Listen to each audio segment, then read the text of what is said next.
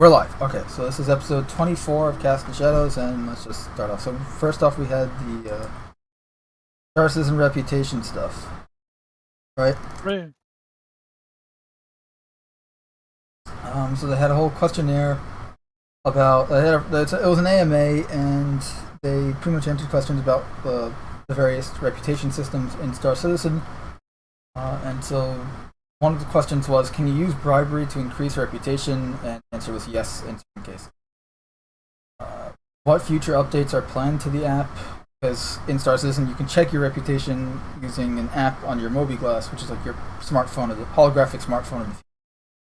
And to which they answered, we plan to add a filtering system and a sorting system. So hopefully they use those systems also for shopping, because the kiosks need some work. Will there be a loss of reputation due to non-engagement with a faction? Yes, this will decay. There is a decay built into the system, so that means if you don't do anything with that faction, you're gonna lose reputation with them because you're not working for them. It's not going to be at a standstill. It'll decay over time. So it's not like you're going to be losing it as fast as, say, working against them, but it's not just going to hold at a steady pattern until you decide to do something. That seems pretty good, I guess.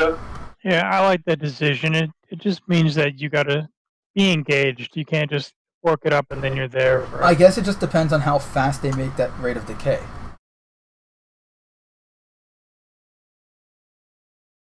That's just my concern, but because they have a tendency of making things either happen a bit too slowly or a bit too fast.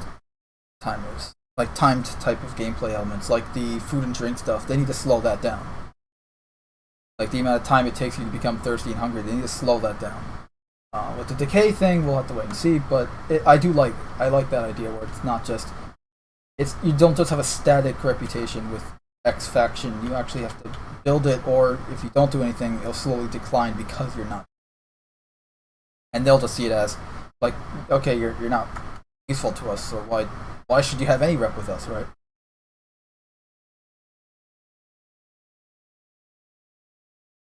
Next question was, will more organizations be added in the future? Yes. Will you be able to spoof your reputation? This has been discussed but not planned in great detail. So they're thinking about it, but there's no confirmed plans for it, but it's up for debate. Which is cool. I do like that maybe you can spoof your reputation. It depends how they implement it, which is probably why they're still talking about it. Right? Else. Will you be able to filter missions by reputation? You will only see missions that you are eligible for. That was the answer. Will you have to start from scratch with every organization? Some organizations will consider your reputation at previous allied organizations, allowing you to bypass the lower level ranks quickly. Okay, I actually like that, so you don't have to start from zero with everyone. You know, Yeah, say you're friends with Crusader Security, and we're friends with Crusader Security. So then that's going to carry over into their rep, yeah. Over. Which is realistic. It's like, you're being recommended for a job by someone else, right? So I like that. It's not like, okay, you have to start off with everyone. It's, okay, say, yeah, exactly as you said. Or if you're working for the UEE, right, like the advocacy, then... But that kind of cuts both ways, in a sense, because each faction has, what am I trying to say? Enemies Each faction has a, I can't think of the word all of a sudden. It just escaped my mind. Enemies, allies. Well, yeah, but like if you an affinity with all the other factions, well, maybe not all of them, but sometimes if you do something good for this faction, it's going to have a negative impact on another faction. Yeah, so you go and you help out. Crusader Security sees you as the best thing since sliced bread, and Ninetales goes, "Hey, fuck this guy." Even though you might not have necessarily done anything against Ninetales themselves, just the fact that Crusader Security likes you so much and they don't like Crusader Security makes you an enemy in their eyes. Yeah. And I'm fine with it being kind of like a double-edged blade there, because that's kind of how they're working. That's the reputation system in a nutshell so far. Like, you do something for X, Y is going to be pissed off, and vice versa.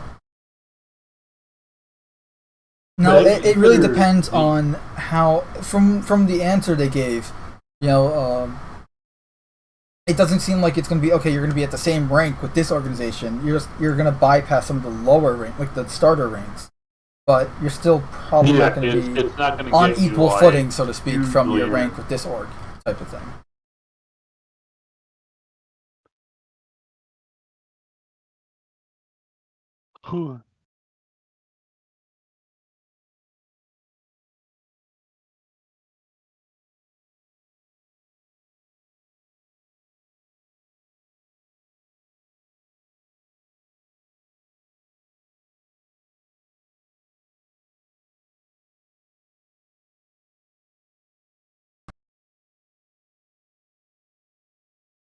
Alright, so that was last question.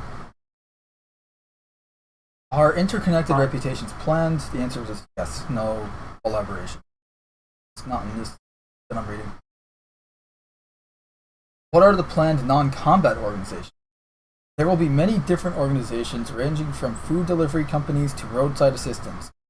There will be local companies, planetary system, medium companies, solar system, and large companies, multiple star systems. So, in other words, yes. Of course there's going to be non-combat organizations. Well, I like too the way they have that kind of branching out. So it's like, let's say, like Crusader Security. They're only going to be in the Crusader system. You know, they might be like, you know, you might see them around like the Jump Gate, for example, and affiliate systems. That'd be it, and even that'd be pretty unlikely. Right, that would be the planetary system. Yeah. And then you have. I mean, so they might be in. Crusader Security would probably be seen around Stanton, a little bit here and there. They're not going to be maybe you'll see them in multiple, like they'll maybe have like an outpost or something, like a Genesis Starliner refueler station. I don't know. Might go and call up Crusader Security and go, hey guys, we're dealing with a huge threat with X, Y, or Z group. Can you loan some ships to help? We could really use the backup. Yeah, sure. We can send a couple guys over. But they're compared to Crusader Security. Well, you're probably not going to see any in not Crusader Security. Sorry, well, Crusader Security is definitely going to be just planetary system, just around Crusader. Crusader Industries as a whole may not be localized to a planetary system around Crusader, but rather might be multi-star system. Might be interstellar. Yeah. Whereas something like, say, Rayari, right? That's the mining company. No, Shubin. Sorry, Shubin Interstellar. That's the mining company. You're going to see them probably in every star system match. And that's going to be like a star system that has profitable mining. Right. Because we've seen them in every planetary system within the Stanton system. They're already a solar system company. Ooh. And then we also are going to have stuff like the UEE, which would technically count as a at least the non-combat aspect of the UE will be obviously multiple star system. But in terms of like non-combat stuff and even like non-mining stuff, as they mentioned, like food delivery stuff and everything. We got Kovalex, that's a multiple star system delivery company, a shipping company. And then you're probably gonna have some more like local stuff too, which would be a planetary system. That'll be interesting to see. Hopefully we can get missions and they'll have to flesh out the lore of those companies. Next question was, what rewards are planned for high reputation? The answer was lower expedite fees, discounts at shops, hiring extra workers to repair ships, free landing services at certain locations, reduced ship rental prices, access to unique items, refining job priority, free upgrades at refineries, and more. So those are some pretty good rewards. Because at the moment, they've already thought this out. yeah, especially since for anyone who doesn't know, at the moment there is no price for landing. You just call and land. But in the future, you'll have to pay in order to land. So You don't pay, you don't land. You try to land, we kill you. You can probably just impound your ship for legally. Or shoot you down. I don't know. But I mean, free landing services and free landing services and repair discounts and stuff like that. That sounds awesome. Well, also too, like that might also include things like free repairs, free refueling. Yeah, it definitely sounds along the lines of what they're talking about, and it sounds great. Like, yeah, they really did think this through, and I like it. The next question was, what is a feature that you look forward to? I guess, what is a reputation feature that you look forward to? And the answer was getting AI hostility to be driven by reputation. Now that's going to be interesting.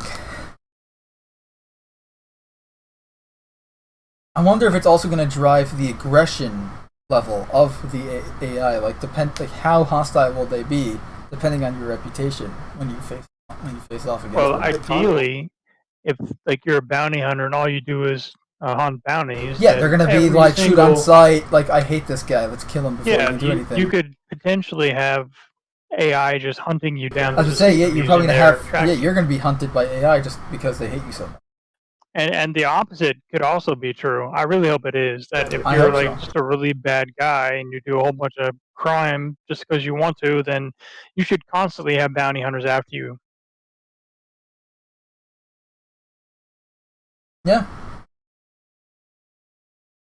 I mean, again, I just like the idea of, okay, the AI will actually be affected by your reputation. Say you go up against, say you have not great reputation, but it could be better, but it could certainly be worse. And you land at that area, like that, it's good enough that they'll let you land and everything, but you're not exactly on friendly terms with them, so they're kind of like, keeping an eye on you, and you'll see like security everywhere, kind of like watching you, like they're just really atmospheric and cool. I doubt they're gonna do something like that, but I don't know, like maybe you can like cross that line where you have the NPCs almost like trigger happy, like they're itching to kill you, but you don't have reputation that bad yet. It's really going to be interesting how their personality system works hand in hand with that, because they're trying to give each of the AI different trait values so that they act differently. And it all depends on what's from faces quantum, that's right? the word. Yeah. And it all depends on Tony Z's quantum tech. I hope they get in sooner rather than later, but we'll see. Yeah, exactly. That's kind of like we have to wait and see type thing. Next we have is, will it be possible to tank a reputation? All reputations will decay towards neutral over time. However, the worse the reputation, the longer it takes to decay.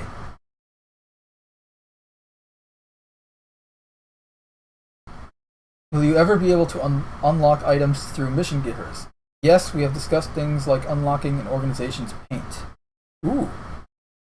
I mean, depending on the organization, really. Like a Hearthstone Dynamics paint job on your ship? Yeah. Or if you really like you, they give you a fucking caterpillar with Hearthstone Dynamics, logos. Yeah, and then you have. But even still, free caterpillar. Right. Still, it'd be pretty cool to have like a UE advocacy paint up on your ship. Or advocacy. If you help them out enough, they're like, "Hey, we are willing to let you at least." That's the Galactic Police right there. The UE represent us. Yeah.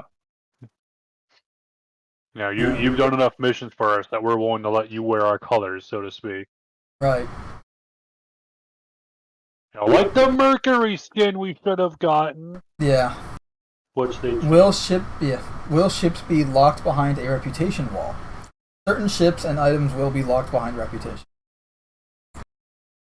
I wonder if that means we'll have a possibility to get an F8, not the civilian version, but Is it the military full version? If you do F8 enough, military version.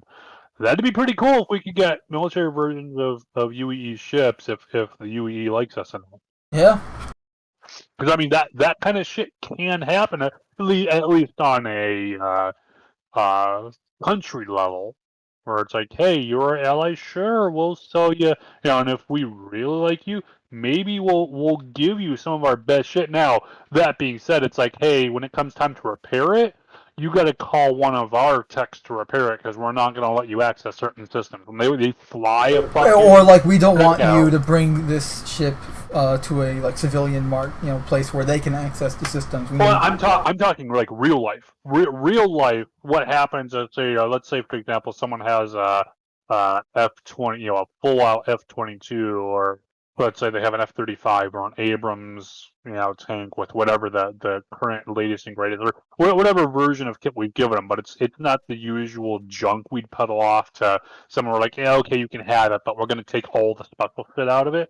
Like, hey, no, we'll let you have the cool shit on there, but when it comes to repairing it, the U.S. goes and flies a certified technician out on that system, who then goes and actually does the work on it. Their technicians are not able to work on the special systems in there.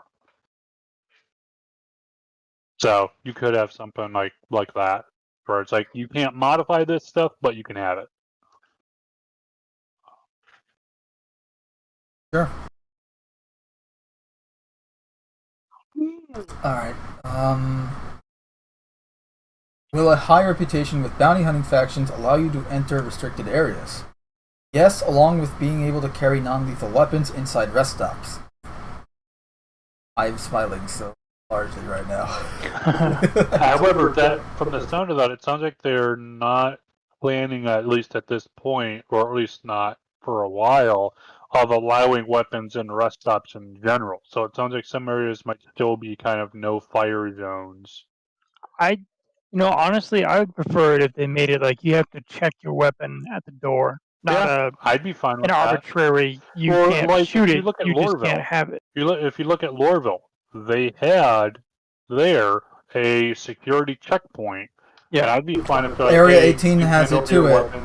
All the major landing ports have one where they. Yeah, I would be perfectly fine with them going, hey, please hand over your weapons. Maybe you can keep a pistol or something. I'm fine with it. Like, okay, actually, ideally, it would be okay. This place allows you to keep your pistol or something, or this place will even allow you to go fully armed. But this one will take all your weapons. Like, I want them to be different. I don't want them all to be the same. Yeah. Because they're different jurisdictions, different laws in different areas. So follow. Like, Grimhex might be like, fuck it, we don't care. Exactly. Well, yeah, Grimhex is a notorious area, though, so I can understand that. In a more populated area, if they allow someone to have a weapon and they use it to kill someone, the penalty should be extremely harsh. Yeah. Yeah. Like Grimhex, exactly. Grimhex may not care, whereas Lorville on Hurston will be like, no weapons permitted. Like, put everything in this box, you'll get it back later.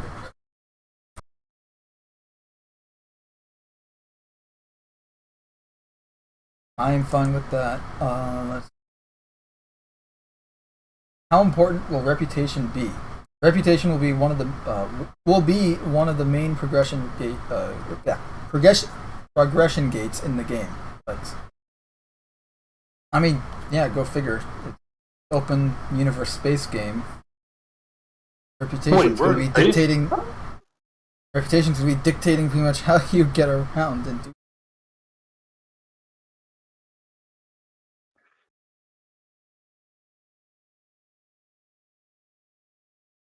Will star systems be locked behind a reputation wall? There won't be any hard lock, but some areas will be patrolled and guarded by certain organizations, which will create difficult situations in gameplay. Okay, so no, but is pretty much the answer to that. Which, I mean, that makes sense, right? I mean, you enter, say, the pyro system, you have really bad reputation with, say, a Dusters faction that's in the system, and there are patrols there, and they find you, and they're not happy.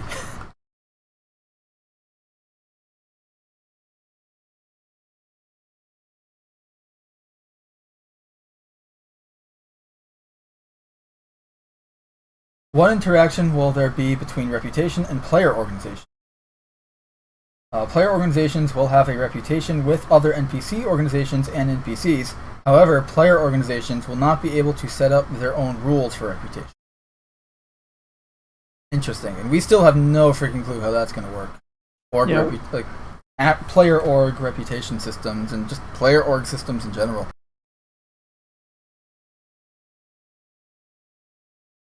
Will there be profession-based contracts? Yes, there will be profession-specific missions, the first of which will likely be cargo hauling, example given being paid to transport cargo for a company. Are there plans to avoid grind?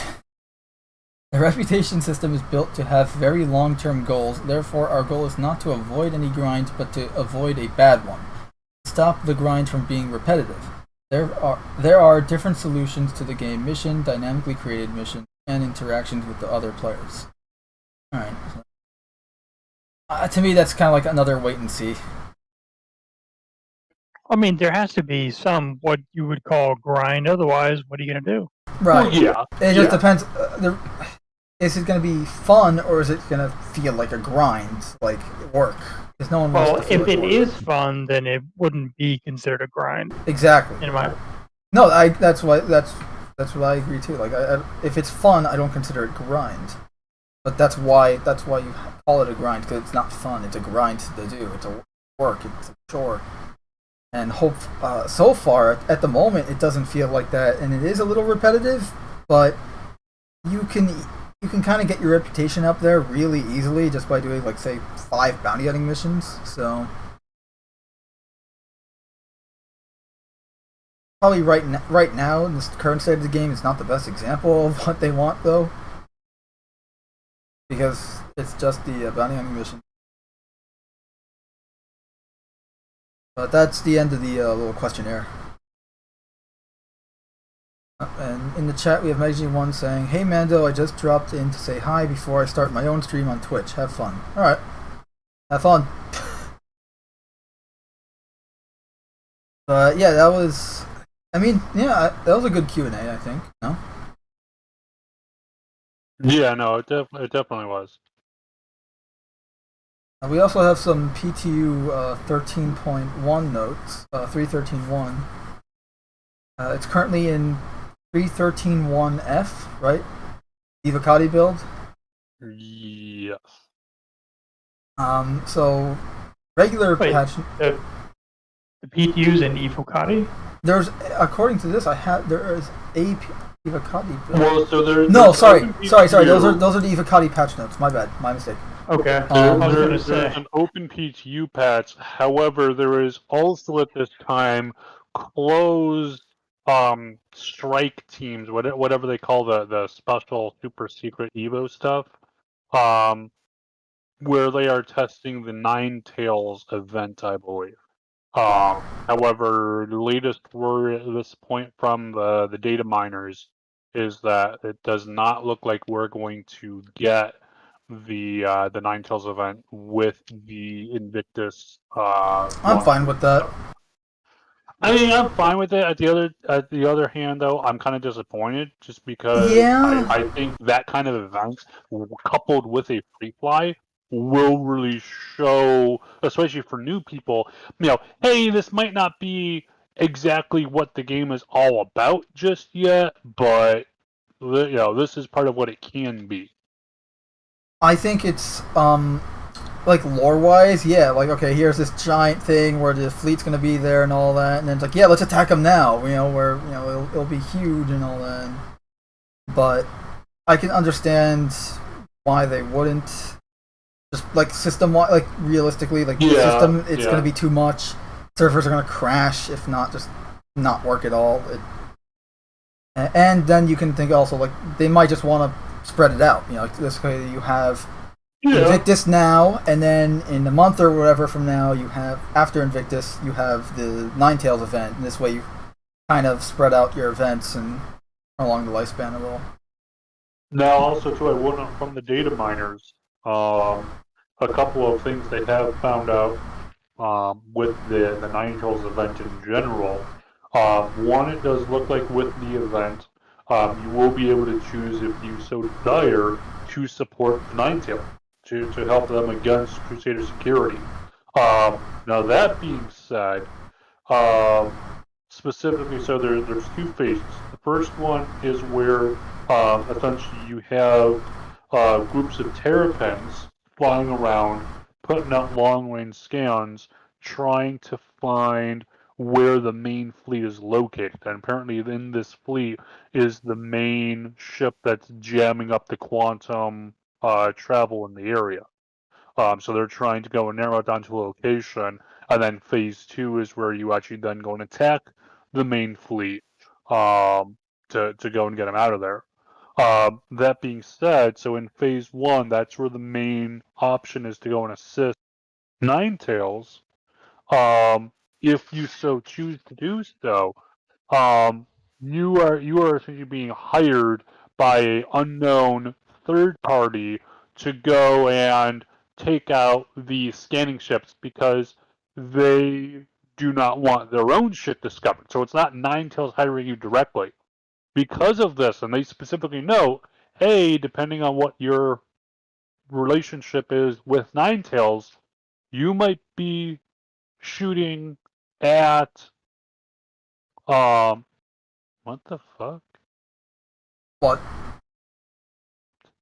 One of the fucking security guys that said I'm in possession of stolen property. I'm on my Carrick, so I have no idea. Oh, Damn, you're how could you? in game. You mean? Yeah. You were saying though. But anyway, so you might be going and shooting at the Crusader ships, the Terrapin, and Ninetales might go and be shooting at you. In other words, you can have like a three-way battle. Yeah, so it could get messy there. So just because you're against Crusader doesn't necessarily mean they're gonna be with you. You know, Ninetales. I'm fine with that. I So prefer that because it adds more, it adds another layer to it.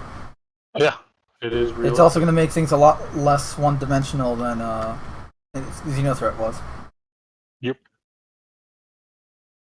But from the patch notes I have here, at least, so the regular build, like the regular PTU build, we've got change the armistice violation to give no grace warning and be able to generate multiple infractions in a short time if violations are persistent.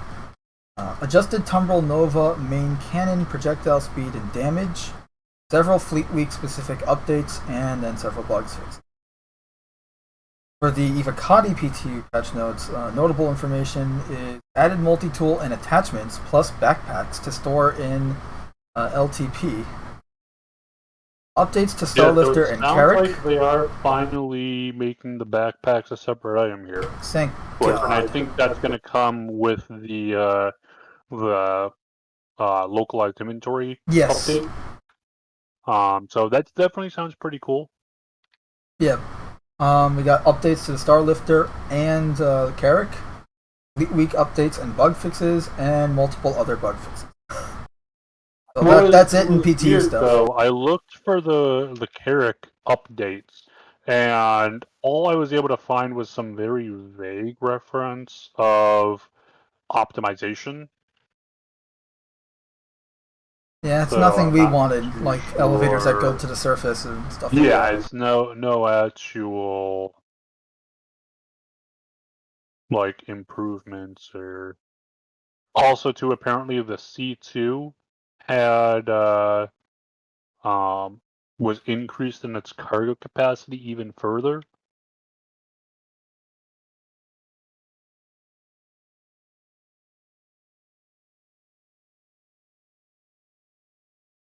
Okay.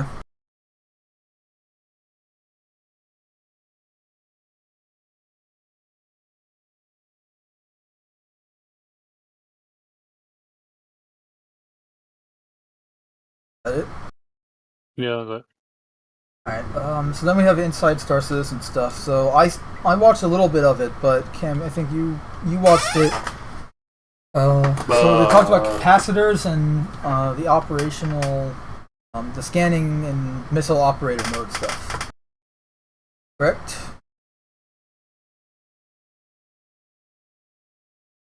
The capacitor stuff, they talk about extra energy that will be shifted to various systems to increase performance for a short period. They talk about how the capacitors are going to, like weapons, like laser weapons and stuff, we use energy, like your capacitors, you can overload them and all that. Yep. So generally speaking, it sounds like the way they want it to work is that your capacitors will, over time, go and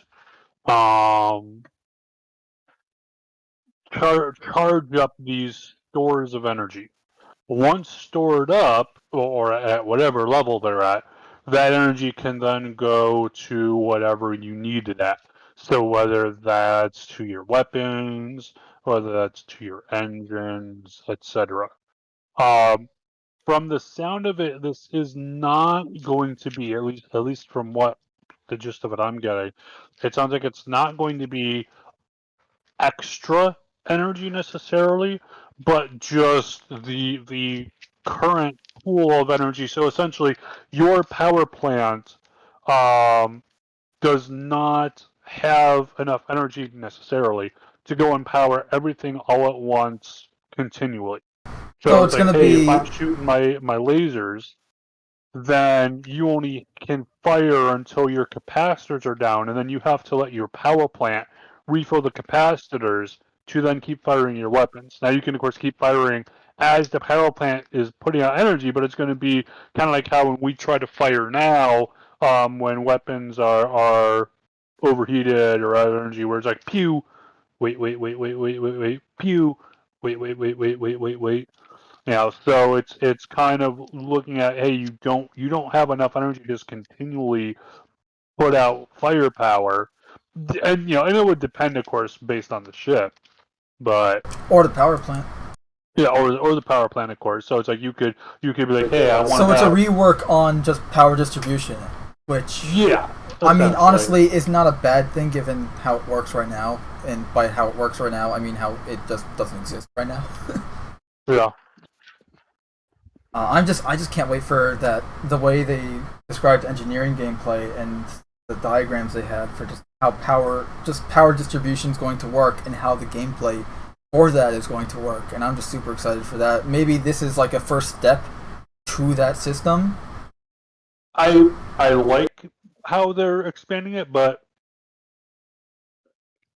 at the same time, when they were talking about like how they'll have like power relays and you might not be able to have them all powered on because they take energy to just like maintain them, and so you might turn some of them off.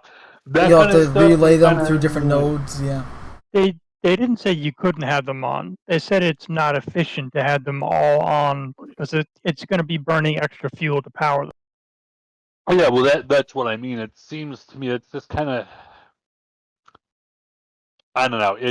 It seems weird. Maybe once we actually have it in our hands, it'll make more sense. But as it is, it just, I don't know. It seems weird, but we'll see. I don't know. I thought it sounded good. I like the idea. Yeah, we'll see. We'll see how they do it.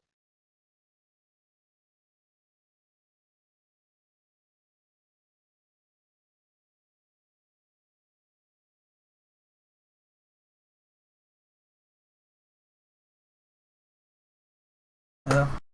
Because I have like the notes from the Inside Star Citizen that I took from some of it, and they talk about how like energy weapons will use their charge quickly and stuff like that. It's almost like the way they talk about it. It's almost like you're having. It's like you have your magazine full of ammo, and it depletes the ammo, but like your power plant's going to magically refill the magazine, and then you can start shooting again. Did either of you play TIE Fighter back in the day? Yes. Okay, so it's kind of the same idea as that game if you played it on hard, where your weapons will charge up while you're not firing them, but you can expend the energy faster, much faster than they can charge. normally if you have your power balanced between your engines, shields, and weapons. So if you're in the middle of combat, sometimes you either have to sacrifice shield or engine power to continuously fire, or you have to get in combat and then get out of combat and let your weapons charge a little bit and then go back in. I like it because it'll mean that you don't get these infinite strafing loops of people doing it just in and out over and over and over. It'll mean that you have to make decisions about how you're going to distribute your energy, and if you don't kill somebody on the first 3 passes, then you might just have to play the avoid game while you wait for your weapons to recharge.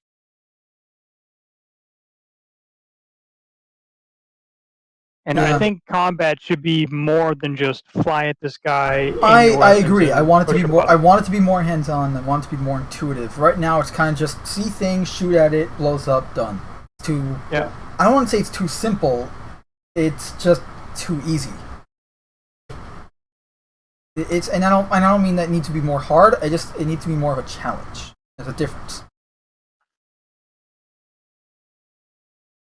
Well, it's going to be probably as much about managing your ship as it is doing the actual combat, which I mean it should be. Well, that's the thing. At the moment, ships, and that's what I like about this a little, is that they're making it where you want your ship. They want you to care more about your ship as as something other than just disposable equipment. That's kind of what they are right now. Yeah, and, I mean that's exactly what they are right now. And that's not what they're supposed to be. Like your ship, your armor, all your gear is not supposed to be just disposable equipment unless you're talking about grenades and magazines. But even your guns, they don't want your even your firearm, your sidearm. They don't want that to be just a disposable weapon. They want that to be something that you can kit out and upgrade. Whether you put your suppressor on it and your ×4 optic or whatever. It's like they want you to be able to take care of it, because it will eventually have wear and tear and stuff like that. They want these things to be gear that you care about and take care of, so that they're then yours and they're made, or that you've upgraded them or transformed them into a way that they're different from the original version. Transform and roll out. Yeah, right. Or Decepticons transform and rise up.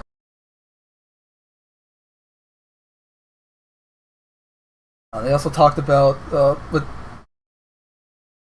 the operational stuff, like the current operator modes for scanning, quantum travel, mining, and the missile stuff. So like missile operator mode, that's something they've talked about for a while, where it's instead of just press button to lock on and then hold button to fire, it's going to be a whole to-do to fire missiles. Yep. However, that does mean, though, with those changes, that if you're in a single seat fighter, so Gladius, Vanguard, Avenger, yada yada, you will have, if you want to go and fire a missile, when you switch to missile operator mode, when pushing whatever button that'll be, you can no longer fire your gun while in missile operator mode until you switch back out of it.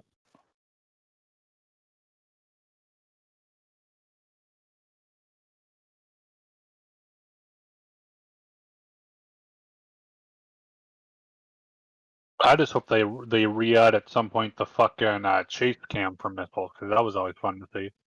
I'm pretty sure the chase cam is in right now. Is it? Yeah, you hold down middle mouse button, or do you have to do something else? The last time I used it, it was just hold down middle mouse. Huh. Sometimes when I'm in combat, I have to make sure I don't hold down the mouse button, because you're trying to get your shots on target when you fire a missile.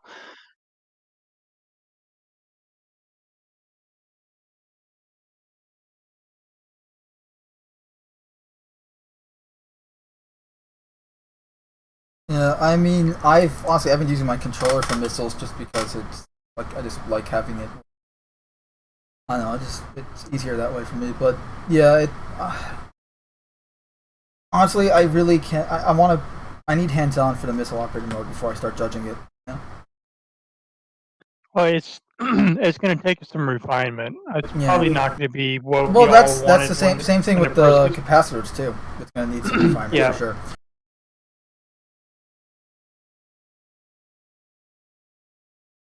But I like the direction that they're headed.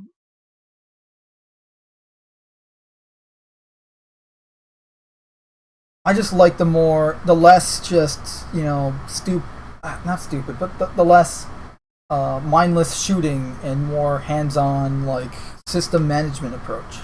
The more like, okay, we need more power to shield because that's kind of what we're getting at, to that like sci-fi level where we're gonna be able to play with buddies and actually make a difference. At the same point, one thing I am kind of worried about is how much, especially for things like fighters, how much multitasking will a pilot be expected to do? If you're on a larger ship and you've got 1, 2, 3, however many co-pilot seats, sure, no problem. You can have one person doing this, one person doing that. No worries there. But if you're on a fighter, how much multitasking are you expected to do with some of this stuff? Now, obviously, you're not going to be doing everything in the middle of combat, but Well, it really just depends on whether or not you have access to all the things that a larger ship would have access to. well, I mean, when we've got now missile operator mode, we've got scanning mode, we've got potentially mining mode, we've got other modes. There could be refueling mode. And that could be for both a refueling ship, so I'll say the Vulcan or the Starfarer, but also whatever ship is receiving the fuel as well might need to go into that. Well, yeah, I mean, you would think so, right? Because you don't want a ship I'm not to sure. fly That's off. just off the top of my head. I don't know. Okay. Well, Maybe. personally, I think that they should have a more simplistic version of the missile operator mode for single seat combat ships.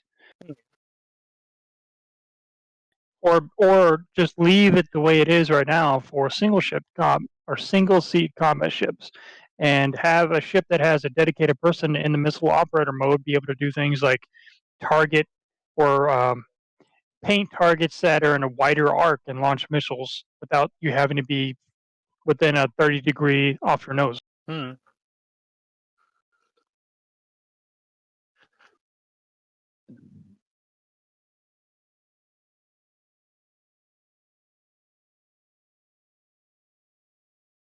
I also talked about the missiles using IFCS 2.0 and fuel, which means missiles will have Yeah, fuel. that was- Yeah, you can that outrun. would definitely be an interesting. You thing. will be able to outrun a missile, and it'll run out of fuel, and then it would be safe because the missile will not follow you anymore.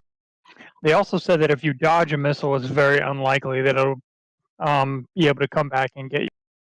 So that'll be I definitely. hope good that for changes. Like I not for every missile, but I hope like certain missiles that changes, so this way like you dodge it and then you have to like dodge it again. But as each time you dodge it, it'll become easier. The problem is if you were looking at it from a movie perspective, that'd be one thing. But from a gaming perspective, if you dodge it and this thing does so again, the missile at this point, it's going, hey, I've got my eyes on the target, so it sees you. It punches its thruster out to max to try to get that last bit of speed and hit you as fast as possible. And that's here. a good point. Yeah. And you go and dodge it, and you go, woo! It's still going at that max speed. It's not going to be able to turn on a dime. It's going to take So unless it suddenly just goes and like, hey, I'm going to just go and cut my fuel, use some other thruster or gyro to turn 180, punch thruster again back to full, still take a couple of seconds there for it to stop, then accelerate back. So now you're at 0. Now you're accelerating back over to the target. So I could see if somebody dodged it, but instead of turning away from it, they turned back into it, that it could like course correct and then intercept. But if you dodge it at like a 90-degree angle and you don't turn back into it, I really don't think it should be able to. Yeah, I guess spin around. It wouldn't have enough fuel. It's kind of like we got to test it and see. And again, you're going to be changing it, so maybe they'll change it where they have more fuel or they have less fuel. Like that's the how other it thing depends to on think that. about there is if the missile is if you're able to dodge the missile and it can come back around, what happens if you have like 2 or 3 missiles on you at the same time? Yeah, you dodge one and you dodge one and then you go right into the other. Yeah. Right. Now you've got like 3 different coming at 3 different angles, and you're probably going to die. Yeah. Now that being said, I could see if they were to bring back the Rattler missiles. If you were within a very small radius, meaning if it got real close to you, I could see those the itty bitty munitions trying to come back at you. Just because they'd be small enough, they wouldn't be moving too fast. They would be able to kind of stop and turn around. But the offset of that is that you would have to be still pretty fucking close to those submunitions for a good couple of seconds there. Meaning if you were essentially just sitting still. I would like to see them add a proximity detonation missile, like they've got nowadays. Yeah, Sometimes, would that a lot of the missiles they have today, they don't even have to hit the target. They just get close, and the shrapnel blows through the fuselage and does damage. Or something like what submarines have, where you can, at least depending on either, maybe this would be a ship-specific thing or something like that. Like say Ballista, right? The Ballista, you literally have a seat dedicated to operating that giant missile turret. What if the guy operating that seat can, prematurely detonate a missile to then essentially be the same to the same effect, where it's proximity based. Just on a what's face. So the way I'm thinking of it, it would be better. I mean, you wouldn't use it against mid-sized ships. It'd be against smaller maneuverable craft like fighters. That way, you get some damage on them if the missile gets close enough, versus them just dodging it and not doing anything. Right. I mean, it'd be the equivalent of a grenade in space. So yeah, there wouldn't be a whole lot of need to use it for larger ships because they're slower and less maneuverable. You're probably that doesn't mean that that it shouldn't be used though, or can't be used rather. Yeah. Specifically, it would be for small maneuverable craft. They say here the missiles have 3 phases: boost, intercept, and terminal phases, which guide itself to the target. So that's like that boost you were talking about, where it's like that terminal. Okay, it's final approach. It's gonna go right to the target. So yeah, if it overshoots it, then yeah, you're not proud. That's it. That missile's done. You cannot shoot your guns and the missiles at the same time unless you have a co-pilot in the other mode. So in other words, which. That's fine for ships that have 2 seats. I'm not so sure how I feel about that for a single-seat fighter craft. Yeah, exactly. So what about a whole group of people able to take one of those tasks? Sure, no problem. But I mean, Eclipse, perfectly fine with that, honestly. Because when are you going to be doing in that type of ship? When are you going to be doing that? But in an Arrow or a Saber or any of the Hornet variants aside from the Super Hornet, or really like a lot of ships like that, like Gladius, Buccaneer, all these different single-seat fighter craft. Unless you can just fire and then within milliseconds just start firing your regular guns again, fine. It just depends on how quick you can exit the mode and the load up mode. I don't know how the mode's going to work yet. The operator mode. Did you see how they the way they had it set up?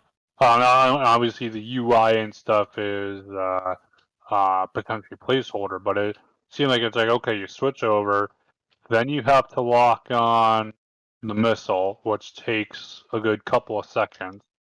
It takes about 2-3 seconds to get the lock. Well, I think that's missile specific, but yeah. Yeah, well, however long. Well, no. So there's 2 locks. One is just the lock on the ship. Then you have and I'm not sure because of course we don't have it in our hands yet.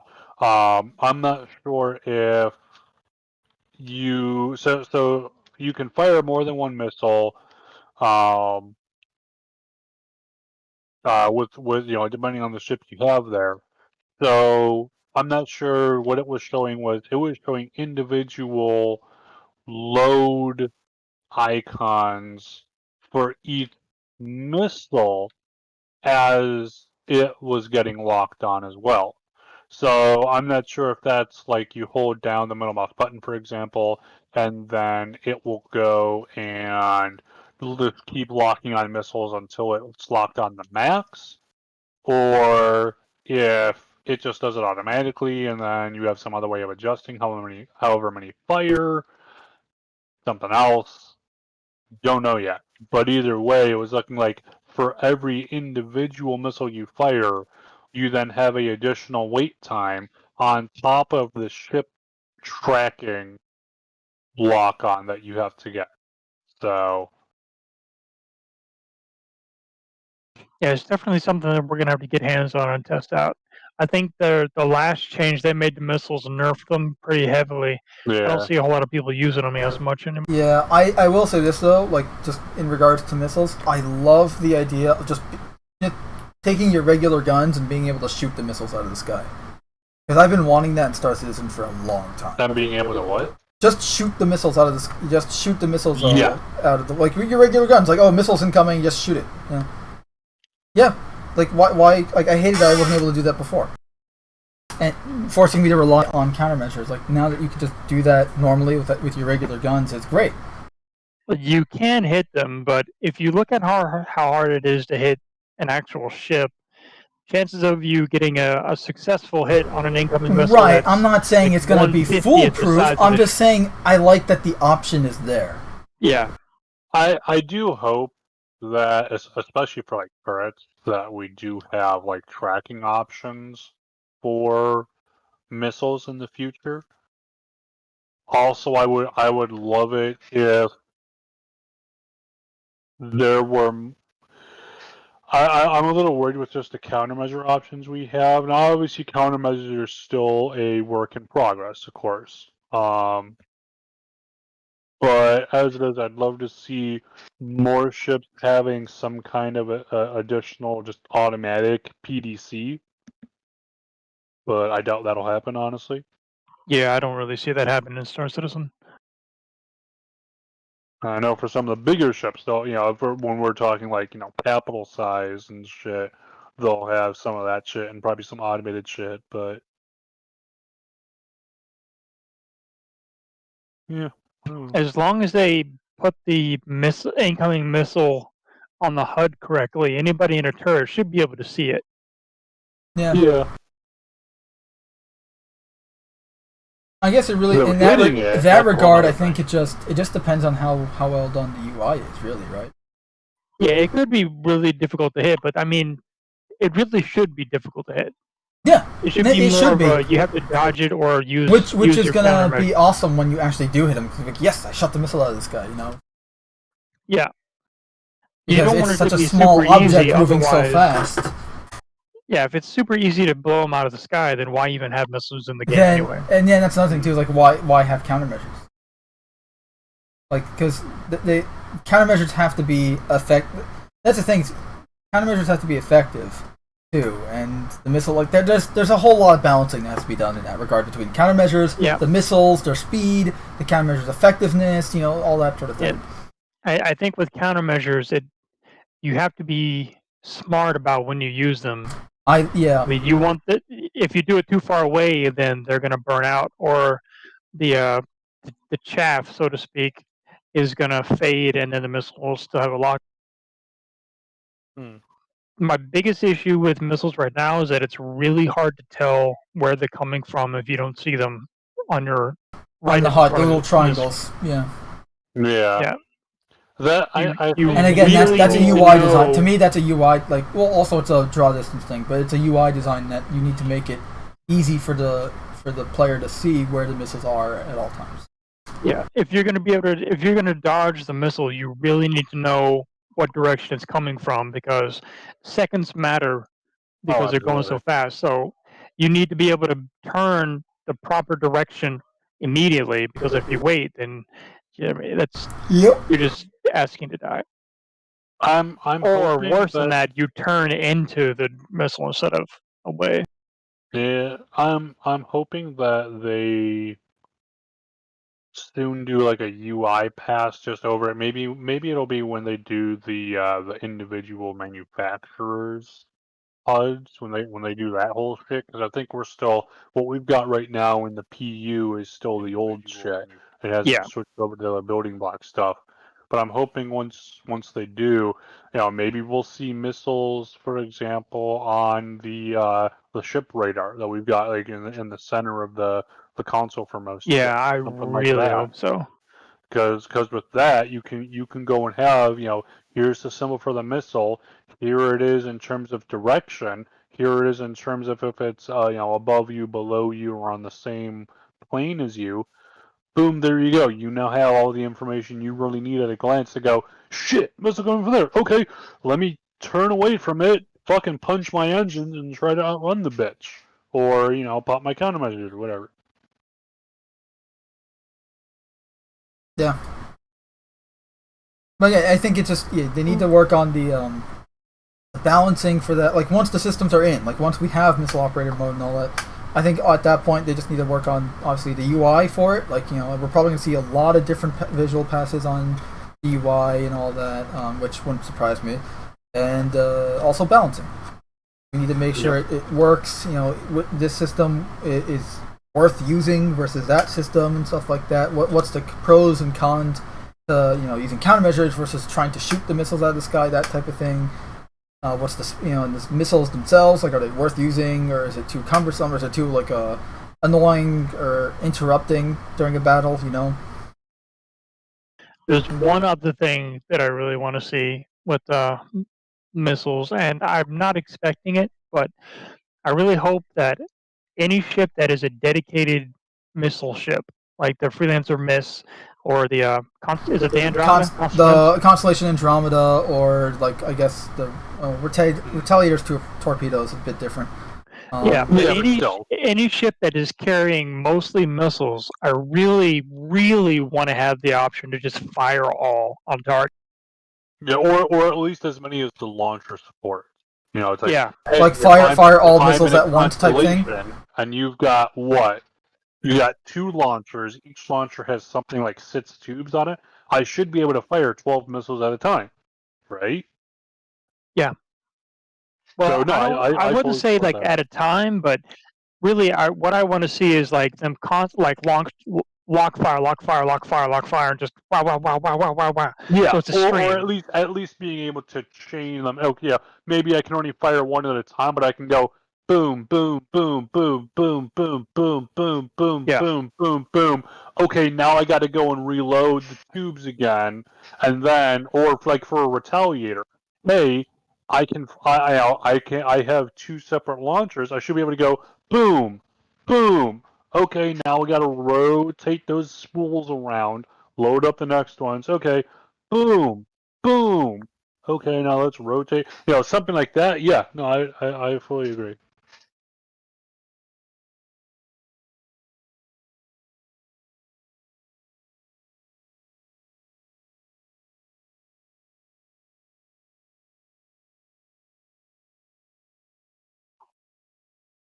Yeah. All right. Do you have anything else to say on the topic, or? Missile go boom. Also, I just want to say hello to Helm29 in the chat, who I had to okay his message again because he typed "good to see you." Whoa! That kind of spicy commentary isn't welcome here. Yeah, it's getting annoying. Thank you, Twitch. But if we got nothing else Star Citizen-wise, we can move on. Now we can talk about our imminent plans of global domination. Yes, Plan 7. The other 6 failed miserably. For now.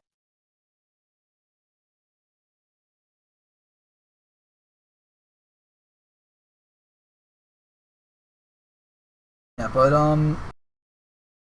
yeah, so I guess we can move on to Starfield first, or Skull and Bones? Starfield.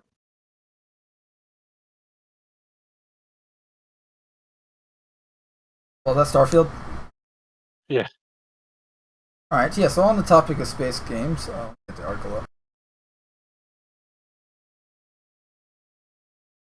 So, Bethesda obviously is working on Starfield. They announced it, 2018, I want to say?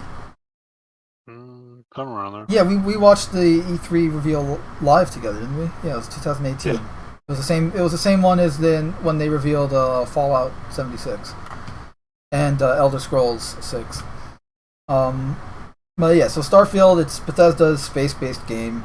I assume it's going to be like Skyrim in space, something along those lines. Have they actually said what it's going to be? Not really. Yeah. We've really got no information on it. Well, now we got something, apparently. So, for anyone, just a quick summary for anyone who's not unaware. ZeniMax, which is Bethesda's parent company, was bought out by Microsoft. So now Microsoft owns Bethesda and all of Bethesda's gaming titles. Doom, Wolfenstein, Fallout, and now Starfield and What's-Face as well. So because of this, Starfield is now going to be an Xbox exclusive. That does mean that it's also going to be on PC. Yeah. Well, when Microsoft says Xbox exclusive, they just mean not PlayStation. It's pretty much anything Microsoft, so Xbox, PC, and pretty much anything Xbox Cloud Gaming, which is I think their cloud gaming stuff that they're working on. I don't really know much about that, so I can't say anything more. But yeah, it's going to be on PC and Xbox exclusively, and the article here says it's not going to be on PlayStation, and Nintendo Switch likely can't run it anyways, so it's not going to be on Nintendo Switch. But it's going to be an Xbox exclusive at this. Earlier in the year, when Bethesda was when ZeniMax was bought out by Microsoft, was it for $7.5 billion? I think. $7.5 billion. They said that future titles will be exclusives, but anything they're currently working on will not, or something along those lines. So stuff like Deathloop, which is a Bethesda game that's coming out, I think 2022 or 2021. No, 2022. It got delayed. It was a Sony exclusive, and it's still going to be a Sony exclusive, I think.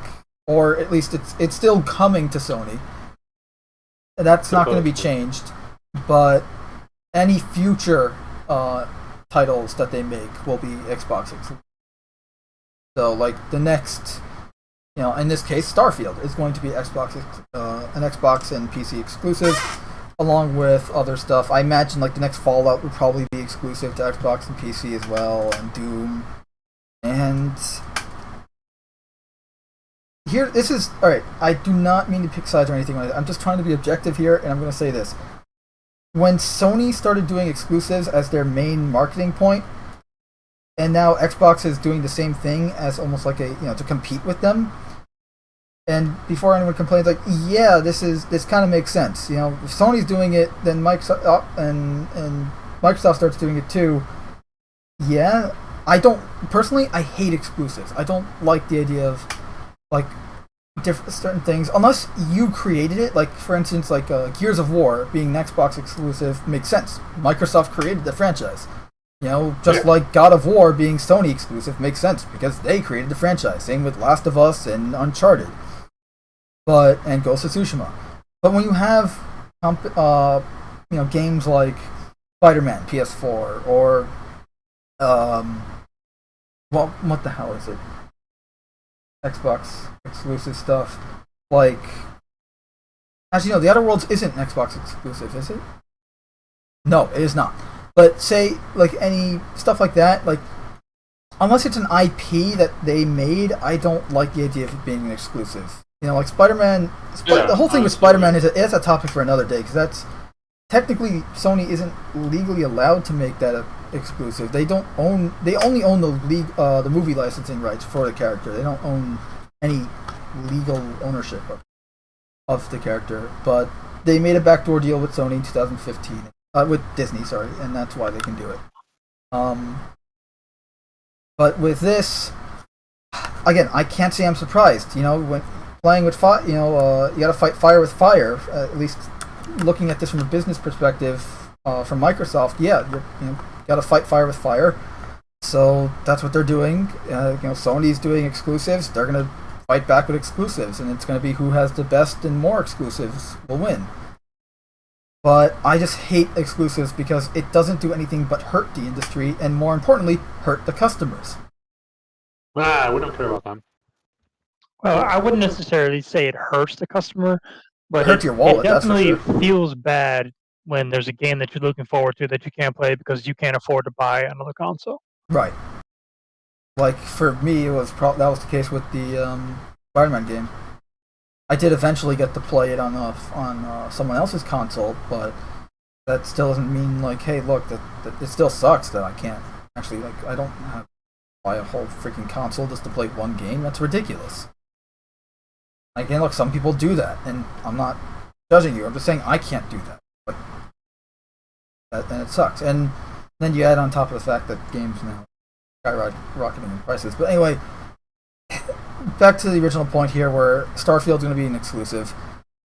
Yeah, I mean, you can make the argument that technically it shouldn't be because it wasn't made. It was made before Microsoft bought them out. But honestly, at this point, I mean, does anyone really think that Bethesda is capable of making a quality game anymore anyways? When's the last time they released a what we would call quality game? Skyrim OG. Not the 2011.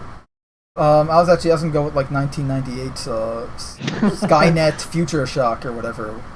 I mean, they make games that are fun, but they're Fun not or like great in terms of like how they play. I'm not going to deny like good bugs or stories, issues good or- characters. Like Fallout New Vegas has a great story, great characters. From an RPG perspective, it is amazing. From a game perspective, and more importantly, from a quality game perspective, it is horrible. You need mods to make it stable, and it's not that stable at best, even with mods.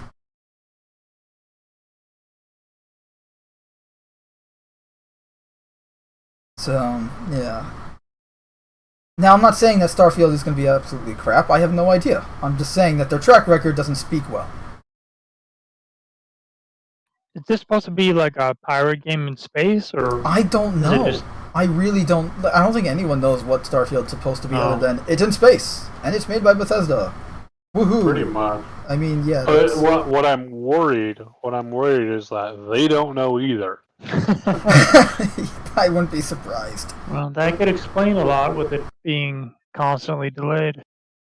Was it constantly delayed? I thought it was. They never I gave haven't us a heard release of any date. delays. They never put a release They date. don't have a release date out Yeah. yet, at least not publicly out. I'm sure they have Right. put one. Oh, okay. What They- was the they other never game that said you were when. talking about that was delayed. Yeah, because here they announced at the same that time was the other as one. That was the other one. I was gonna- they announced it at Elder Scrolls 6. They announced them at the same time. It was like this. I think it was Elder Scrolls 6's trailer, then they played this one or something like that. And No, they it's- don't. There's no release date for either for Elder Scrolls 6 Yeah, they or showed Starfield. up Elder Scrolls 6's trailer, and then they just showed like a picture, I think, for Starfield. Yeah, no. This Oh, this okay. is the picture they showed off for the trailer. It was like a little station, and then it showed off the logo. You know, Uh, but as it is, like we don't jacket know looks if this is set in our universe, like in the future.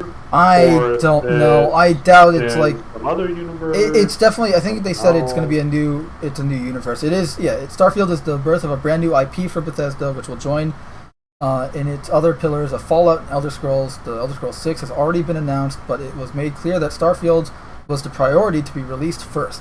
Fallout is likely going to stick with 76 updates indefinitely, as a true sequel is likely not in the cards until after Elder Scrolls 6, if then. Yeah, that's not encouraging. Yeah. Maybe Honestly- at least for Fallout. It's not encouraging for Fallout. I should clarify. Yeah, well, and that's I would like it if either A, they just, especially now that they're under Microsoft, if they were to go, hey, Obsidian, here you go. Oh, I that would love. means I that- would love if Obsidian made like a New Vegas 2 or even Fallout 5. Like, just give them Yeah, Fallout 5. Like, exactly. no spin-off. I- Just give them the straight sequel. I would still want it to be in the same engine, at least the same engine that they used for the Elder Scrolls. I wouldn't want it I want them to switch use that the same over. engine as the Outer Worlds actually, like give it a visual overhaul, but use the same engine because the gunplay in that was amazing. I mean part of what I've liked about the Bethesda games, so pretty much Oblivion was my first real Bethesda RPG that I played. And then Fallout 3, New Vegas, Skyrim, Fallout 4, etc. But I've loved how, at least as is, and I know this can be done. The engines can be modified, and you can fuck around with it and yada yada. But I love how when you go and drop a gun, it drops a gun on the ground. It's there as an item that can be moved. It can be put on a shelf. You can pick it up. Someone else can pick it So up. pretty much like a Same with, Creation like, Engine 2 outfits. type thing, like maybe something like what Valve did recently with Half-Life Alyx. They used a new engine, Source 2. So maybe if they made a new engine like Creation 2 or something like that. Yeah, well, I mean, honestly, they need to go and either. They need a new engine. Let's be honest, though. Regardless of Well, what they they do. either need to get a completely new engine, or they need to go and just be like, hey, we're gonna go and either get our devs together, grab another dev team, and we're just going to go and put some projects on hold where possible, and then just knuckle under and make definitive improvements to our engine to actually update it for current gen and next gen shit. Because as it is showing its age. Now I'm fine if they want to keep it, but you got to go and improve it. Amongst other things too, like with Fallout 4, and then with Skyrim Special Edition.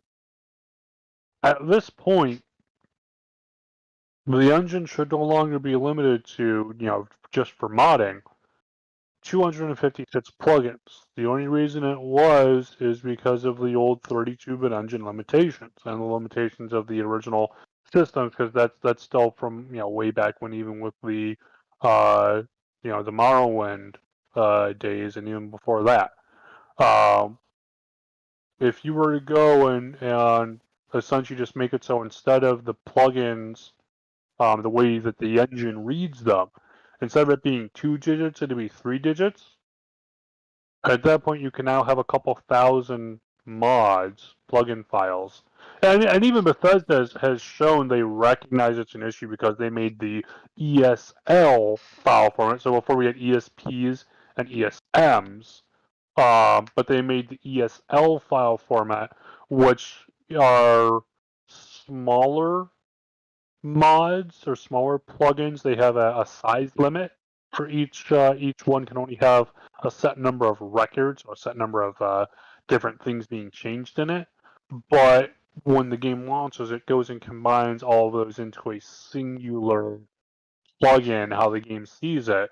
So it's like the fact that they're doing that already shows that they recognize, at least in the modding community, that 256 plugins is not really enough when you're, when it's like you've got one that adds one item over here, or another one that adds, this thing over here, a third one that just tweaks this one vanilla item so it has this one new stat over here, and that stuff adds up.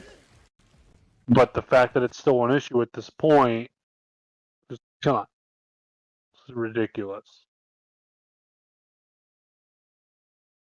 I mean, look, we just want them to learn, to kind of listen to the community and just take notes and essentially just evolve the tech. Just innovate, make advances, not stagnate and not regress. That's all everyone wants, right? Yeah, well, given Bethesda's track record. Yeah, I know. I'm asking for the stars and the moon there, but I'm just saying I'm saying what we want, not what we're gonna be getting. I'm being honest. Well, like I've said before, I'm hoping that Microsoft's acquisition of ZeniMax and Bethesda will turn things around. Now, that being said, even if it did, best case scenario, even if it did, that would still only turn things around for games that are not already deep into development. because with a lot of those ones that are already in development across the studios, the mistakes have already been made. They're already pretty much set in stone. So unless you want to go and add a couple more years, yes, years to development time to go and rip out the bad shit, rebuild that from the ground up, and then get everything else built around that. So like Starfield, I'm expecting it to be utter shit, honestly speaking.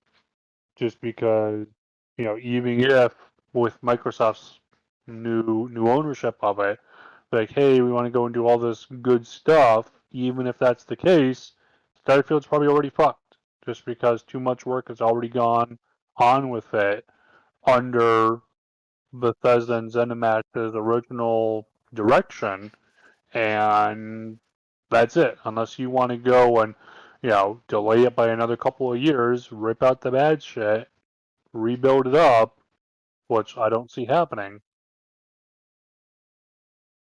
It's unfortunate, but that being said, Elder Scrolls 6,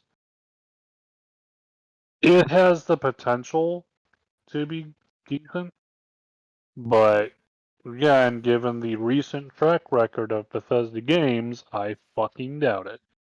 Yeah, I hope, would be and happy I'm to be on the wrong. same page as you. I'm hoping that their acquisition by Microsoft is kind of like, okay, maybe they can do a huge turnaround and blow the customers away and actually make good like Bethesda essentially making quality work again, and Yeah. and even if it like quality work in both, not just their storytelling and character, like in the games and stuff, but also the quality of the games themselves. That would be nice too, because now they have the extra money backing them. Games, because it's like it's not just of course the work in the games too, but it's how you're marketing them, what choices you're making with that. Because for example, Fallout 76, where just every single fucking decision A Bethesda great made, example of what time not after to again, do. after again, after again, it was constantly another fuck up. Honestly, the most surprising thing I think about 76 is that in the last year or so, there haven't been any major fuck ups, at least that I've heard about, in regards to it, which it's like, damn, at the very least, they've stopped shooting themselves in the foot. Don't think they're going to go and survive the wounds already dealt, but at least they've stopped pulling the fucking trigger. For now. Yeah, wait until next update. Yeah, really.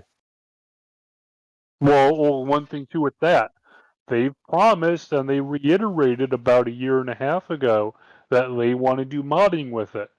The only way for modding to work with Fallout 76, at least with how they've set it up currently, is to have a private server, because the data is all being pulled from the server. It's not being pulled locally. Oh wait, we've already monetized private servers. Paywall behind modding. Also, alright, so I just want to read this little snippet from the Forbes article here, and that is: the idea of Starfield being Xbox exclusive has caused all manner of debates in the industry. There's the idea that all Microsoft buying Bethesda has done is take games away that would have been multi-platform had that deal not been made. Though rumor has it that Sony was trying to bid on Starfield itself to lock it down as at least a timed exclusive for the PlayStation, like they did with Bethesda's Deathloop, and what they did also with Death Stranding, Hideo Kojima's game. This great exclusivity war is nowhere near over. Microsoft has signaled that they will continue to buy more studios and allegedly will target a Japanese developer next. Sony is just utilizing all the very good studios it already has, and producing actual non-theoretical great games even early in this console generation, so it's an intense race. Also, as we discussed a few weeks ago, Sony's been kind of actually Americanizing the company.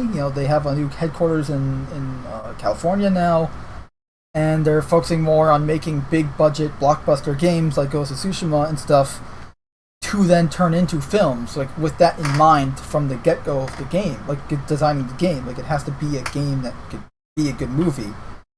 And they're kind of focusing more on the American market, which is funny for being a Japanese company, and they're biggest market being in Japan. So now Microsoft's targeting Japan in their absence. Let's see if it blows up in their face like it did originally, or if they actually succeed this time. What could possibly go wrong?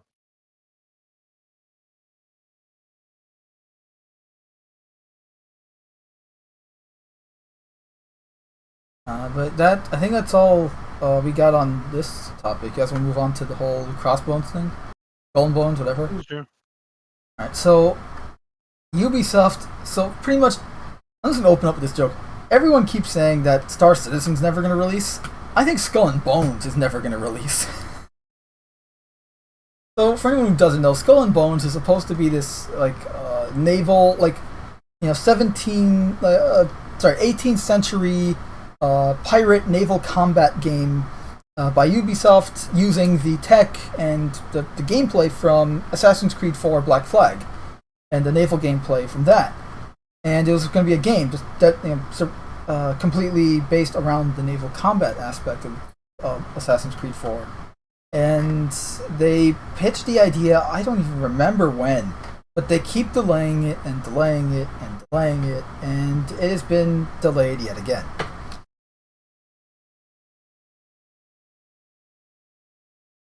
So, I think this is a game that you're never gonna see. This was delayed.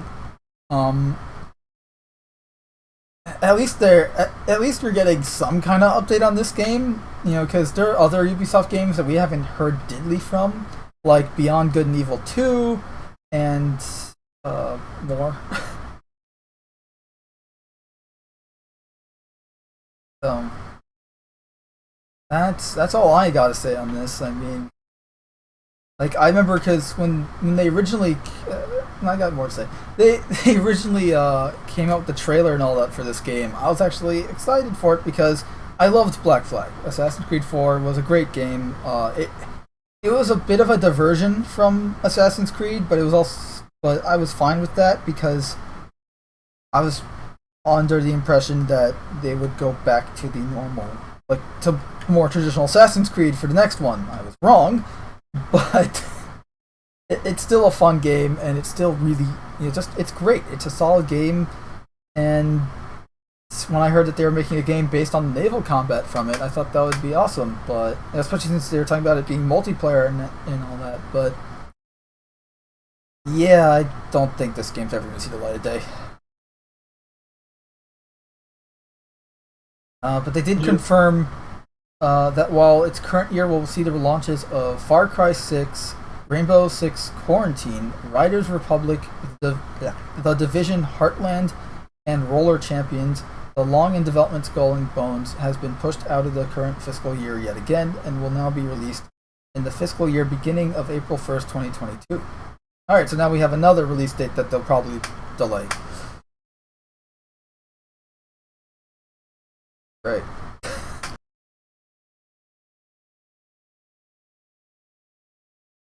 Yeah, you were gonna say, Data? I think that was Cam. Nope.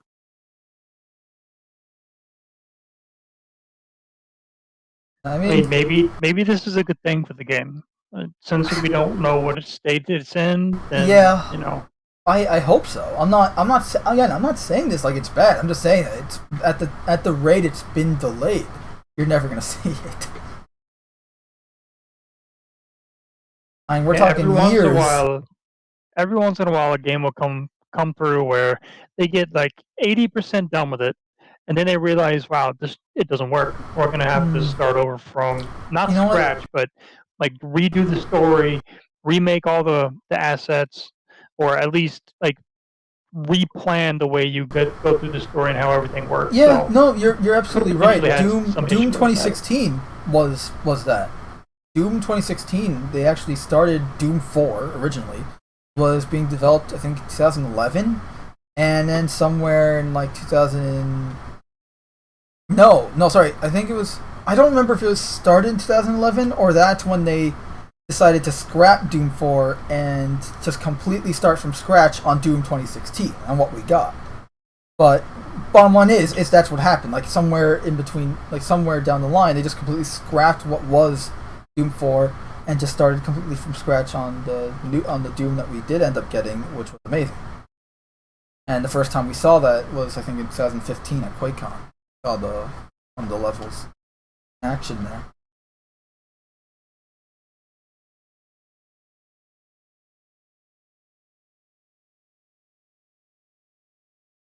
The article also talked about how while the remaining lineup would seem to fit Ubisoft's previously stated goal of releasing 3 or 4 AAA titles a year, Ubisoft CFO Frederick Duguet, I don't know, I'm mispronouncing names, said the publisher is moving away from that metric. We are moving away from our prior comment regarding releasing 3 to 4 premium AAAs per year.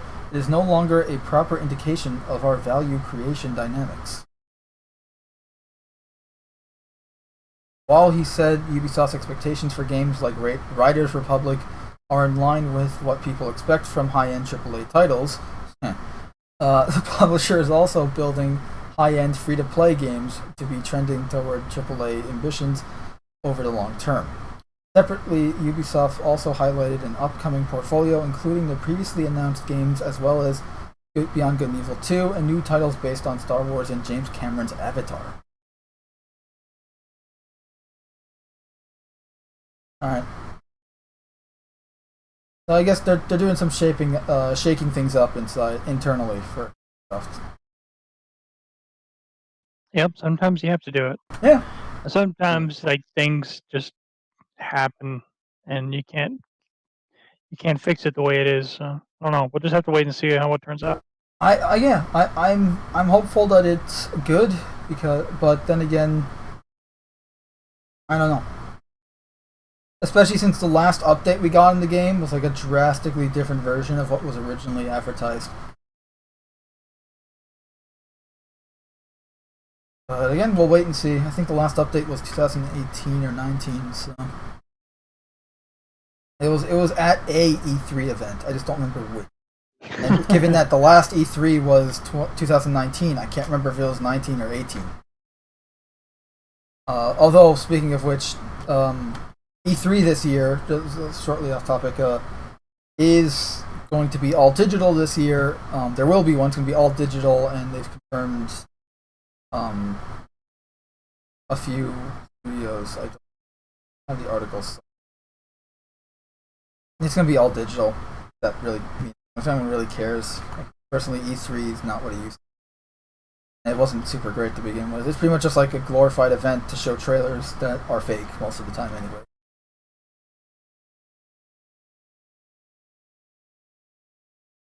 Like if you want to say, I used to really love game trailers, but now I would rather see actual gameplay. Yeah. Anybody can make a good trailer. Yeah. I personally know people that can make like Blur Studios level quality cinematics. Like how there's a YouTube channel out there called Halo VFX. I've talked with him a few times, and he keeps making stuff that's like fucking amazing. Like this dude literally makes like Blur he actually works for various movie companies and does CG effects but he's really good at this stuff. And that's the thing, exactly. Like, anyone can make like some kind of cinematic trailer or whatever, or something that looks like it's gameplay but it's not. Like anyone can do that. But gameplay is something that's at this point, like that's my problem with Halo Infinite right now. Is we're not seeing any game.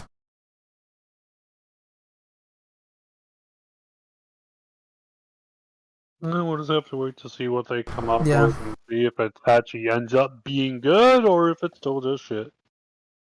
Yep, it's just a matter of wait and see for all these things.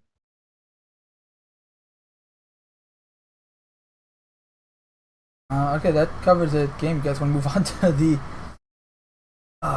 non-gaming stuff? And then I've we'll actually wrap got to it up. go and run here at this point. Oh, well, we're gonna wrap it up right after this.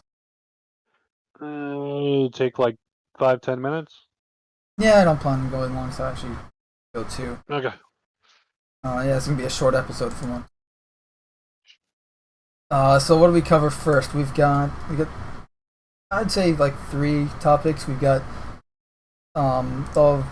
some old mid 2000s art controversy, an article about Power Girl and how it's misogyny or whatever, and then there's Black Superman update.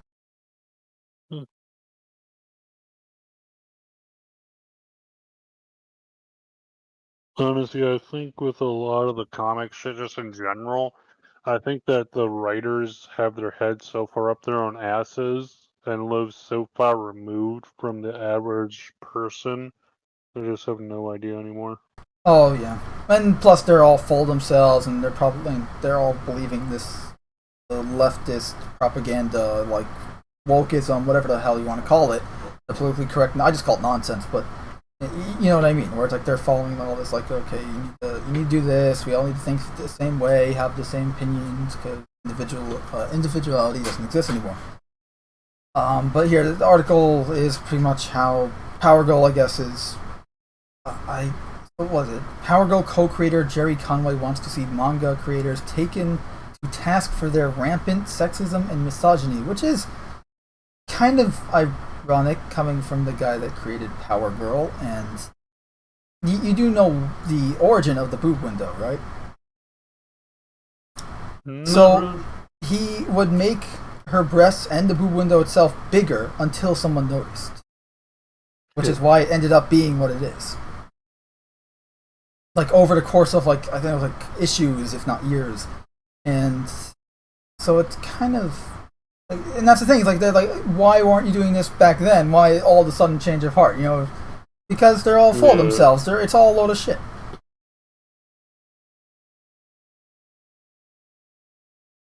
But yeah, the article, the Western comic book industry has officially begun to turn its sights on the Japanese entertainment industry as Power Girl co-creator Jerry Conway declared that he wants to see the manga industry taken to task for their rampant sexism and misogyny. On May 11th, he presumably prompted by the recent situation surrounding J. Scott Campbell's recent response to a Tumblr artist's fixing of his work, which we'll get to. Conway took to his Twitter to bafflingly assert that while American comic book artists are taken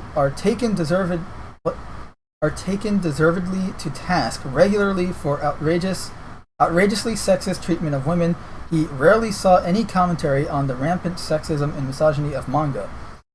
And manga is incredibly popular with younger readers. Yeah, because it's not full of political bullshit like American content is. Conway added, attempting to support his disingenuous argument with a tired, think of the children moral backing. God. I mean, I can see but then again, why do you think this is popular? Because who do you think the audience is? Who do you think the audience is? Like, it's young males. It's young teenage guys. That's the audience for comic books and manga. Maybe not all. That's not all the audience, but it's most of it. No, but the majority. It's the majority of the audience. And this is what they like. I love it when they change, or you saw some group goes and criticizes or says, this is bad. You need to make it more like this. By the way, I don't see anyone complaining about the big buff guy here. Like that's not a problem. Yeah. It's the big busty chest they all complain about. More like this. And yet the people saying that have no intention of buying the product, will never buy the product, have never bought the product. And so then the person making the product goes, okay, fine, we'll do that. They do that, and then now no one's buying the product. Because the group who was bitching about it isn't going to buy it at all. Well, look, the people who were buying the product are going, what's this bullshit now? Well, it's funny because the whole reason manga has been blowing up, like just Japanese, content in general, like anime, manga, and such, have been blowing up in the last, 6 years, like more so than it was before, because of all this political nonsense that's going on with American content. So it's like, yeah, if you're gonna, destroy one thing, they're gonna go to the alternative. They're gonna go to what's not being ruined by all this stuff, because that's, they want at the end of the day, you got to remember this is escapism. It's not supposed to be real, and it doesn't. And as for like the whole thing where like, oh, it's sexualized, or whatever, like, what? Again, who do you think the audience is? And like, it's not whatever. Anyway, as proof of his claim that manga was filled with rampant sexism and misogyny, the veteran comic book writer pointed to the cover image of Dungeon Builder: The Demon King's Labyrinth is a Modern City, fourth volume. Oh god, that's quite the title. Which depicts the series' busty ancient elf monster Aura in her standard scantily clad outfit, which I assume is right here. In a follow-up tweet, Conway continued, not to mention manga's rampant sexualization of teen and preteen young women in media that in America is mostly popular among younger readers. Younger readers wanting to read about people their age that look hot? No. Gee, I wonder why. Do we ignore this because we're afraid to criticize non-Western cultural tropes, he asked. Yikes. Conway then presented another manga cover in support of his argument, this time drawing attention to the cover of the 7th volume of Don't Toy With Me, Miss Nagatoro. Please don't bully me, Nagatoro-san, which I guess the direct translation. And look, personally, not my type of thing, but that doesn't mean it's bad, it just means not for me. They clearly know who their audience is. Their audience is young, like teenage readers, young adult stuff. They know their market, and they're taking full advantage of that. That's good, I guess, right? There's no way around it. The arguments made in Conway's tweets are disingenuous at best, outright lies at worst. First off, his claims that sexualized depictions of female characters are inherently sexist and misogynist is an outright lie, and ironically a misogynistic one, given that the mere existence of a large number of female artists who enjoy drawing sexy characters, such as, I don't know why I said sexy like that, but anyway, drawing sexy characters such as digital artists Saki Michen or Bayonetta designer Mari Shimazaki. That's another thing too, is a lot of manga artists are, at least from what I've been told, are women. Like, so you're like, that's the thing, is that you're coming at this like they're all done by men. Like, that's not the case. So is it wrong for a woman to draw a woman? Like, that's like saying that I don't know if you guys heard about this, but this was back in, I want to say like last year, if not 2 years ago now. But Stan Lee and Jack Kirby, both like at the time deceased, this was post Stan Lee's death, were being blasted for making a black character when they were white. So apparently you can't make a character that's not like you. Like, no, off. It's funny. Fuck I'm the hell off with that. There's a word for when someone else comes in and goes, "Hey, you're not allowed to have an opinion on X, Y, or Z because of your gender or your race." Hey, we got words for that. Racist. That would be it. That's the same argument would imply saying like, okay, I can't make a non-Jewish character because I'm Jewish. Like, fuck off. I can. It's literally racist, sexist, whatever. What happened to all of us being equal? You can't do that because you're not blah. No, that's literally just fucking. It doesn't even matter. Bigotry. Yeah, you are not bigotry. X, so you cannot make X. It's bigotry. When you get right down to it, it's bigotry. It is bigotry. It's like when you throw it in their face, and I think too, a lot of, or at least a good amount of people who do this kind of shit, they really do not hear themselves. It really does not compute what they are doing. They're running on autopilot or something. Or they're just really that stupid.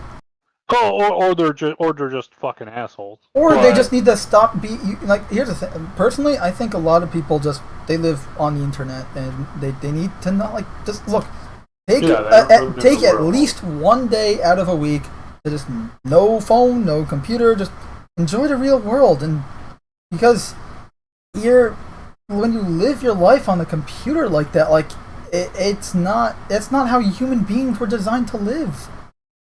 Yeah. And then when you're spending and to add, and that's just when you're on a computer, regardless of what you're doing on the computer. You add to the fact that like a lot of these people, use all these social media things like your Facebooks and Twitters and what have yous. That can't be healthy for you. No, but it's like I really think that a lot of people don't understand. Like I said, they don't comprehend what they're saying because it's like, hey, you can't do X, Y, Z. You're not X, so you can't write about X. And it's like that's bigotry. You literally say that is a form of bigotry. What makes your bigotry any better than what you claim to be against? And it throws people off. If I actually think about it, it throws people off so much because they're like, well, and they're sitting there trying to go and think up some excuse, and it's like there is no excuse. Bigotry is bigotry. It's plain simple. Also, I want to say hi to Love in the chat because he's saying hi. So, and he also says big facts on this stream. You know it. But also, I just want to add before anyone says like, oh well, don't you spend all your time on the internet or on the computer? No, at least once a week, I'm spending at least 25 hours away from my computer because I celebrate Shabbos every week. Not to mention that this week, starting Sunday night, so I guess tonight at like 7:50ish. I'm going to be offline until Wednesday night. I'm not going to be at any computer or really any electronic device, period. That's because it's going to be Shavuot. It's going to be a Jewish holiday. I celebrate it. It's going to be fun. A lot of eating and celebrating. So, but yeah, I'm not going to be at my computer for a good 2.5 days. Well, on that note, I do got to go at this. Okay. So I will see you later. All right, I'll catch you later. But I'm going to continue here with the article saying, yet more egregious in his claim that he has only rarely seen criticism of manga being sexist, as the only way this could be true is if he was either only getting his anime and manga news from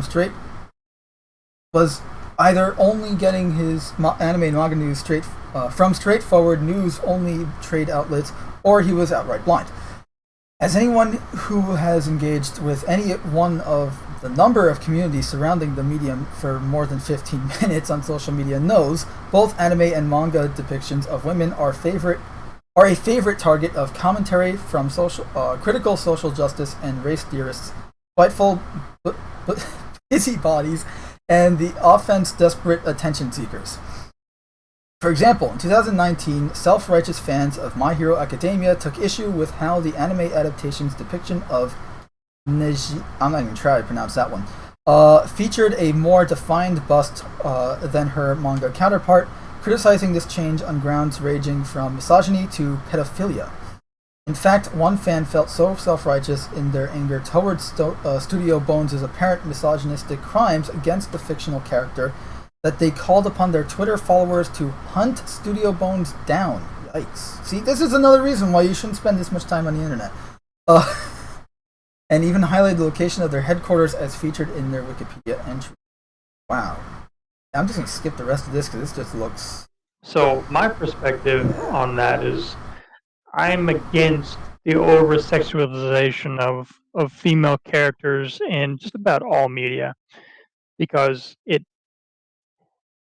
can make people look at them as things instead of people, and that's wrong. Yeah. It also, and that's the thing is, it's not just all about the looks. It's also about how you present the character, and that's what they're completely forgetting about too. But look, at the end of the day, what matters, the reason why this whole thing is worth bringing up for a debate to begin with, is because Jerry Conway, as I mentioned at the beginning of this discussion, is he is not one to talk about this bullshit because he created the most sexualized character of DC. Well, one of. You can make the argument that he's been top since then. But Power Girl. He created Power Girl, and he kept making the boob window and her boobs themselves bigger and bigger each, with like every issue or so. Until someone took notice. Like, until a fan took notice, and then he stopped. And that didn't stop other artists from making them bigger and all that, but at least at the original issues it stopped. But yeah, like that's the whole thing. It's like this is all ironic and stupid because The Jerry plot's Conway is calling the not kettle one black, to right? talk.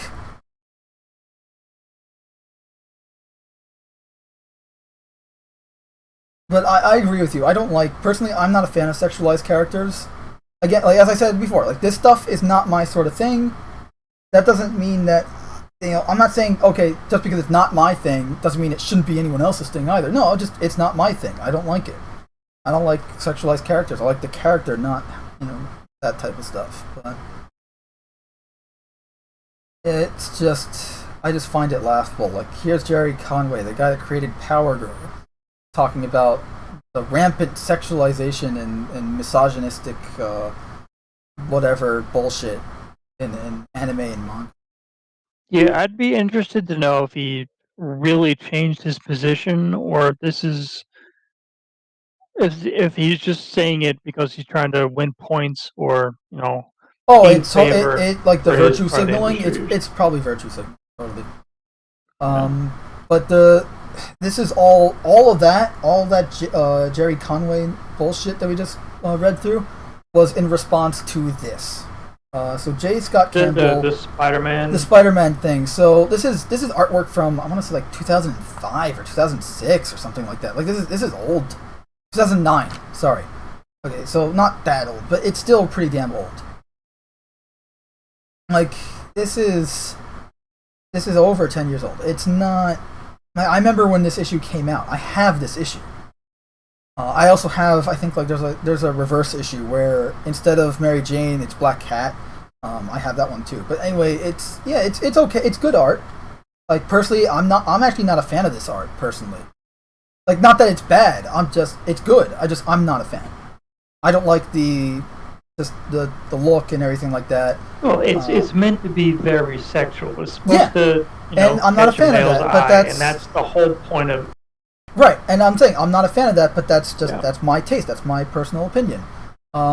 Especially since it doesn't help that this artwork just constantly reminds me of a time when they just undid Spidey's marriage, and I hated that. So it's like there's just so many negative things for me regarding this artwork, but that doesn't mean it's bad artwork. I just have negative feelings about the artwork. Like for instance, like looking at it, like the way he does hair is really good, but like from an artistic standpoint. But apparently he's being blasted on the various social media nonsense stuff Yeah. I saw some of that. for this. And apparently they did a fix. Here's the fix. And it takes away from look, again, I'm not a fan, but It takes the focus away from the sexual elements of the original. That's what it does. yeah, it also here's the thing, like you look at it, it's also it's stylized, but that's his style, like as an artist, usually you don't always make things, super realistic. You add your own little flair, or in this case, he makes it a little bit more like cartoony, a little bit more like feminine stylization to it, because that's his style. He wants to make it his. Like this way, you look at it and you go, okay, that's that's Campbell. That's his work. And when you do that, like okay, it doesn't have that same flair anymore. It doesn't have that same pop. And plus the fact that anyone fixing any artwork, regardless, like if I made someone like my Venom artwork, if someone tried to fix that, I would be furious. Well, Even if it was wrong, what gives you the right to fix that it? said I fixed it and put it on social media is kind of asking for Yeah. the way he was treated afterwards. Oh, I'm not it saying totally was is. right. It totally that's the thing. It's an asinine move. Like, who gave you the right to fix my artwork? It's really stupid. Who says you're people better on than both me? sides just being stupid. Yeah. Yeah, not to get all New Yorker here, but it's just kind of like a who says who gave you the right? Who says you're better than me? Like what's the what do you like? That's not yours to do. Like it's one thing if like okay you're in an art class and your teacher says no you shouldn't be doing it like this because XYZ whatever and they fix it or whatever. But this isn't the case, and that's why I say like you shouldn't really ever be fixing artwork. It's just not like you don't like something, do it yourself. Don't fix others. Do it yourself. The reason I hate social media so much is because everything that people do on social media is done to get the attention of other people. It's not because it's something that you feel passionate about, that you really want to do. If you did it and you did it for yourself, it wouldn't be about showing it off and Hmm. saying, "Hey, look, I just fixed this guy's art because it was so bad. Look at me, I'm so great." But I hate that Yeah, mentality. that's talk about like the need of attention and a low and an ego that can your ego's checking more. What's that old saying? Like your ego's cashing in checks or something like that. Whatever. It's it's just ridiculous. Personally, I don't like social media. I don't like its existence. I don't use it. I've never used it, and I never will. I stand by that. If I say I'm not going to do something, I'm not going to do it. I don't like the only. I guess YouTube. I guess is social media, so I have that, but that's it. And I rarely use it. Like I use it once a week for the podcast at this point. I haven't been uploading a lot of stuff. And I barely do live streams that often anymore, just because I've been doing it on Twitch more because it's just better. And also the fact that on Twitch, I don't have to okay 3 fucking messages from a single viewer just now. Love just put in the comment section 3 messages I just had to okay. Like YouTube wasn't allowing them to go through. And he says, whoever wrote this article is a fucking hermit, which he's not wrong, probably. Well, not wrote the article. Probably. I wouldn't say about the person that wrote the article. I'd probably say whoever did the whole fixing the art and all that, who caused the article's existence. I noticed that every time someone brings up misogyny, they're always speaking retarded and are always in the wrong. Oh, I said a bad word, right? I shouldn't have said that. Oh, screw YouTube. Yeah, I mean, it's not so much that they're speaking badly, it's just they don't know what they're saying. Or at least it sounds like they don't know what they're saying because they're speaking nonsensically. They're misusing the word. Like every time they use the word representation, they talk about, Disney's always talking about representation. They need to have characters that represent the viewer on screen and all that, where it's like, that's not what representation is. Representation is like, a diplomat representing his country. That's representation. Representation is a hero who represents the ideals and morals of what and stuff like that. That's representation. Not oh, this character looks like me. That's not representation. And Love also says, who actually writes to artists complaining? Actually, fucking losers. I mean, yeah.